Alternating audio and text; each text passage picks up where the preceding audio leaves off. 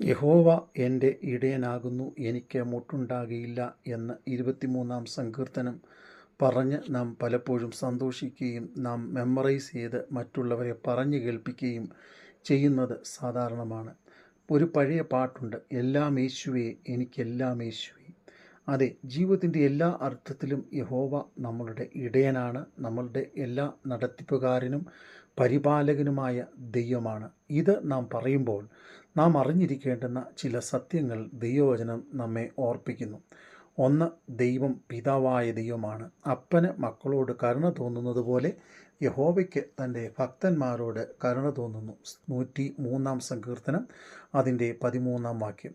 അമ്മ ആശ്വസിപ്പിക്കുന്നത് പോലെ ഞാൻ നിങ്ങളെ ആശ്വസിപ്പിക്കും. യെശയ്യാ പ്രവചനം 66-ാം അധ്യായം അതിൻ്റെ 13-ാം വാക്യം. ഞാൻ നിങ്ങൾക്ക് നല്ല ഉപദേശങ്ങൾ നൽകി നിങ്ങളെ നടത്തും. യോഹന്നാന്റെ സുവിശേഷം 14-ാം അധ്യായം 26-ാം വാക്യം. നിങ്ങൾക്ക് സകലവും ഉപദേശിച്ചു തരികയും ഞാൻ നിങ്ങളോട് പറഞ്ഞതൊക്കെയും നിങ്ങൾ ഓർമ്മിക്കുകയും ചെയ്യണം.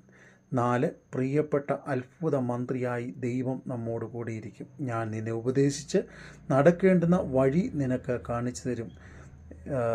32-ാം സങ്കീർത്തനം 8-ാം വാക്യം.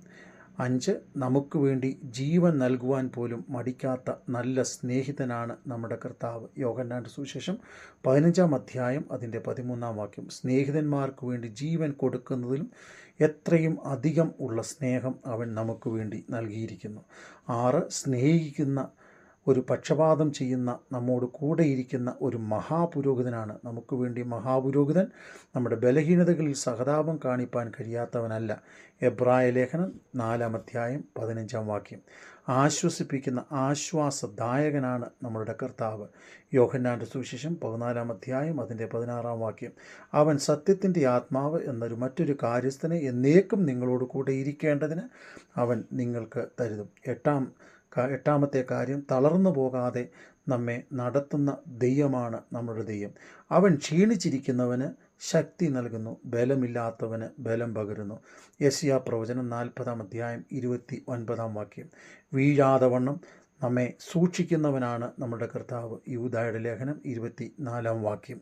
അതെ, അന്യോന്യതയിൽ ഐക്യതയിൽ നമ്മെ കാത്തു സൂക്ഷിക്കുന്നവനാണ് നമ്മുടെ ദൈവം. ലൂക്കോസിൻ്റെ സുവിശേഷം 24-ാം അധ്യായം 32-ാം വാക്യം.